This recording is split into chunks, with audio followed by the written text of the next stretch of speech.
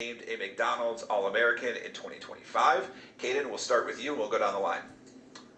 Being named a McDonald's All-American is a blessing.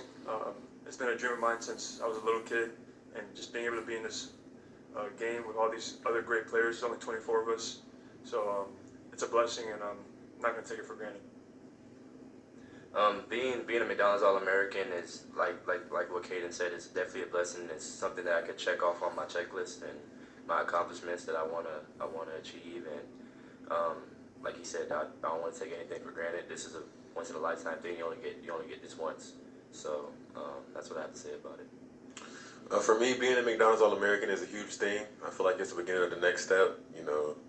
I've been dreaming about it since I was a little kid, and I feel like it's a great accomplishment, but I'm always ready for the next thing. Hey, Cayden, this is Rico from SportsCenter Next. Two-part question. You have your whole team traveling and come support you. How does that feel? And then you also are eligible for Chipotle Nationals, obviously the #1 seed.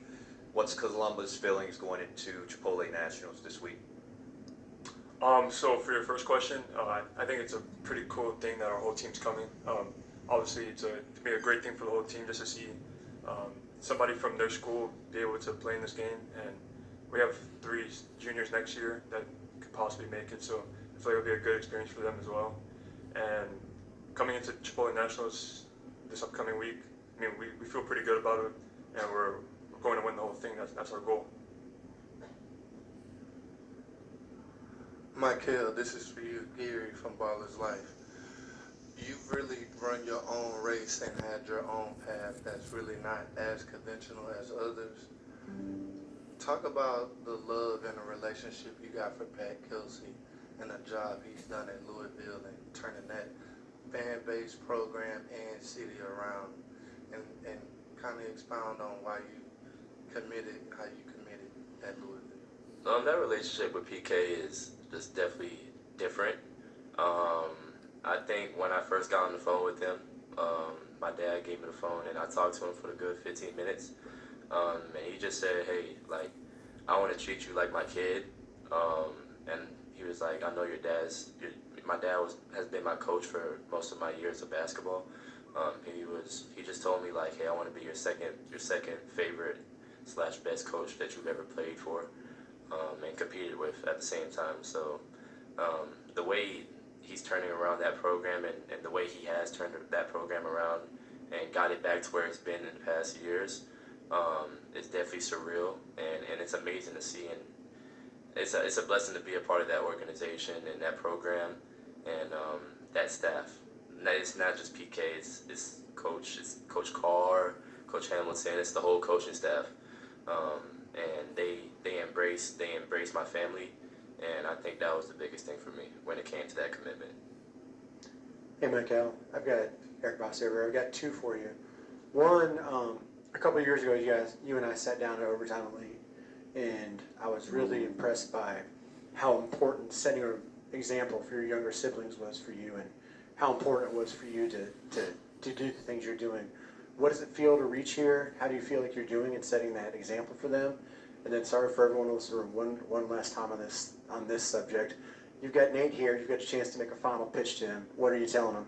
To answer that first question, just for my brother and my sister to be around this, like with my dad and my mom, and my brother to be around me, when we were on the yacht yesterday, just him being able to see what it's like to get to this level, and be around these high level guys, kind of gives my brother a little glimpse of where he could possibly be in the next couple of years. And then also my sister, she plays volleyball, so she's doing her thing, and they both, like I said, they both see what I had to go through, and how you have to work your way up. Like you have to start from the ground up, and I think just setting that example for them and being that big brother to show them the path and how it's gonna go, has been the biggest thing for me. And going on to the other subject, I've been talking to Nate every single day about it. Honestly, at the end of the day, it's his decision. So I think it just comes down to him and his family. But obviously, I'm making a pitch, and I'm trying to get him locked in. We obviously got him on the left doing the same thing as well. So, I mean, it's like I said, at the end of the day, it's Nate's decision. I'm happy. I'll be happy for him either way. Hey, Cayden, Adam Zagori, NJ.com. How you doing? What's been the coolest thing about watching Duke make this run? What has Cooper done that's kind of impressed you and amazed you so much? And how much do you guys think you can, get to a Final Four yourself next year? I think this Duke team's been really elite. And I think the biggest thing is how well they've been playing on defense. Like playing a team like Alabama that scores, the game before scored 113 points. Like it's a tough team to stop, and holding them to 65 points is just insane. So I feel like their defense has been really great, and obviously Cooper has been the head of the engine. So I mean, he's just doing really good. He's probably gonna be the first pick in the draft next year. So yeah, I mean the team's really good, and I could see them winning a championship. And for us next year, we have Nick and Cameron and Shelton. We have a really good core of freshmen. Hopefully some people coming back. So I feel like the sky's the limit for our team. Cayden, this question's for you. I asked your brother this earlier, but what does it mean to play alongside him next year at Duke, and what are some goals the two of you have for the upcoming season? I mean, I think it's a blessing, being in this stage where we could play college basketball together is just an honor, especially playing at Duke where it's the brightest stage, playing the biggest game. So being able to have that moment with my brothers and be amazing, really special next year. I have a question for all three of you guys. I'm gonna start with you, Caleb. McDonald's, being here, first thing, in these last two games, I was really impressed with how you play. Number one, you have a crazy skill set, but you managed to be active on the glass, cutting to the basket, getting a lot of dunks, just being active on both sides of the floor. But, I want you to talk to you about that mentality, having that, and then doing the Night Riders thing, going there. Because I remember when you first left, I was like, he had the ball in his hands at Georgia Stars. He was able to showcase everything, but I knew that winning was very important for you. So talk about that and making that decision, and then you winning on both levels in high school and then winning on the AAU, and what you've learned from that experience and playing alongside other players, because a lot of kids struggle with that.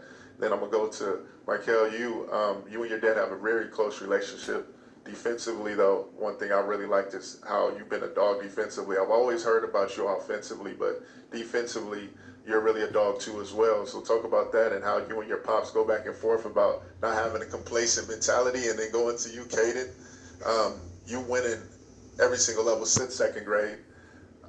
For you being the offensive orchestrator and getting people into sets, what are some things that you've learned, even though you win so much, but getting, the team orchestrated and having a lot of talent like Caleb and, also your brother and all the other surrounding talent you have, and what have you learned about bringing your team and getting your team set up in offense?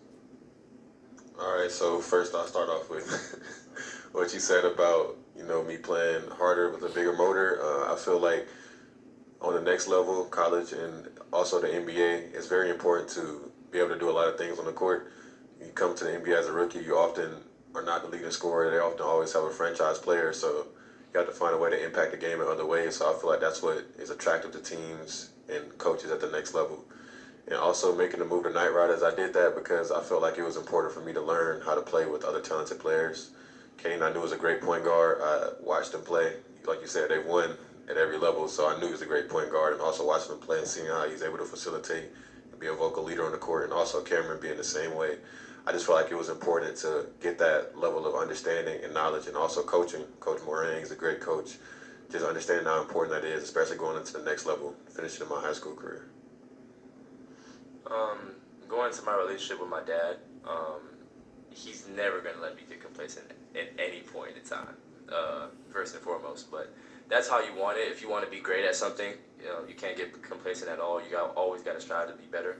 And that was one of the things that I came into this camp trying to work on.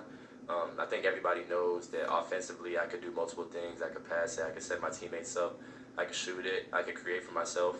But I really want to stand out and show everybody that I can guard at a high level, and I could hold my ground on the island, because playing in the NBA, that court is big and there's a lot of spacing, so you're really on an island. And like you said, you're playing at the highest level, so you got to guard the best player. Corner man shoots 45% from the three. The weak side corner man shoots 40% from the three. You got the big as the lob threat. Like, you're dang there on the island, so I want to prove that I can hold my ground out there.